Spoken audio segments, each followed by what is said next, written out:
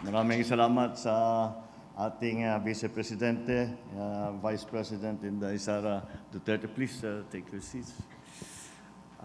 Kasama rin po natin ang kalihim ng Department of Health, ating Secretary of the Department of Health, Ted Herbosa.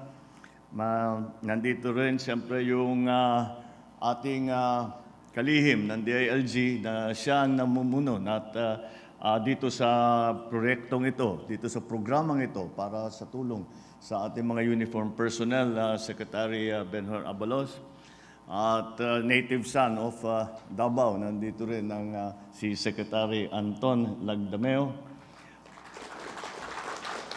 Binabati ko rin, nandito rin ang ating Chief PNP, nandito rin si CS, si Chief of Staff, Romy at saka sino kasama pa natin? Nandito ba yung... the Admiral is also here from his adventures in the West Philippine Sea.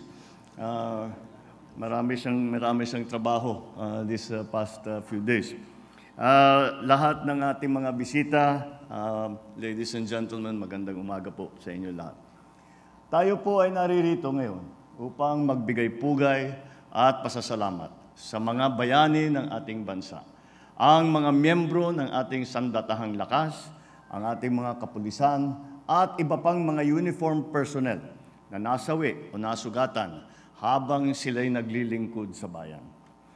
Ang okasyong ito ay nagdudulot sa atin ng magkahalong emosyon, panghihinayan, sapagkat ang ibang mahal sa buhay natin ay wala na sa ating tabi upang makipagsaya. At kasiyahan sapagkat ang kanilang mga kabayanihan ang dahilan kung bakit tayo ay nagtitipon-tipon ngayon at nagmamalaki sa kanilang mga ginawa. Alay natin ang araw na ito bilang pagpupugay sa mga bayani ng bansang makabayan.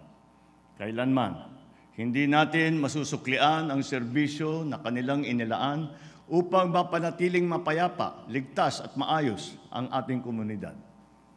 Ang kanilang halimbawa ay patunay sa likas ng galing, tapang at dangal ng mga Pilipino at sa di matatawarang pagmamahal natin sa ating bansa. Maraming salamat sa ating mga bayaning hindi lamang namuhay at nabubuhay para sa kanilang sarili, kundi para sa sambayan ng Pilipino at sa isang sangkatauhan. Bukod sa pagpapahalaga ng kanilang pagpapakasakit, kinikilala din natin ang iniiwan nilang malaking kontribusyon sa pagkakakinlan ng kasaysayan ng Pilipinas. Ang kanilang sakripisyo ay hindi natin malilimutan. Ito ay bahagi ng ating kolektibong kamalayan. Sa puntong ito, nais din natin ipagdiwang ang tagumpay ng programang Comprehensive Social Benefits Program o CSBP. Sigurado akong lahat kayo ay nandito ngayon ay natulungan na nito. Ang mga tulong medikal, pinansyal, edukasyon, trabaho, pabahay, at iba pang mga social welfare assistance na kalakip ng CSBP ay nararapat lamang para sa inyo, sa mga pamilyang naulila ng mga magigiting nating kawal sa gitna ng labanan. Taus-pusong pakikiramay po sa mga pamilya ng naiwan nila. Asahan po ninyo na ang pamahalaan ay patuloy na magsisikap upang mabigyan na kaukulang suporta ang ating kapulisan, kasandaluhan at iba pang hanay upang magampanan nila ng maayos ang kanilang mandato. Kasama sa pagsisikap na ito ay ang tiyakin ang kapakanan ng inyong mga pamilya sa pamamagitan ng mga programang tulad ng CSBP. Ang tagumpay ng mga proyekto ng gobyerno ay tagumpay natin lahat. Kung kaya naman, inaatasan ko ang mga kinauukulang ahensya na tiyakin ang maayos na implementasyon ng mga ito. Siguruhin ninyo ang mga benepisyo ay mabilis na makakarating sa ating mga mamamayan.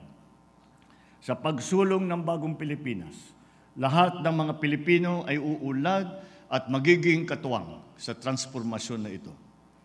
Maraming salamat po sa inyong lahat. Mabuhay kayong mga bayaning Pilipino. Magandang umaga po sa inyong lahat. Thank you, Ms.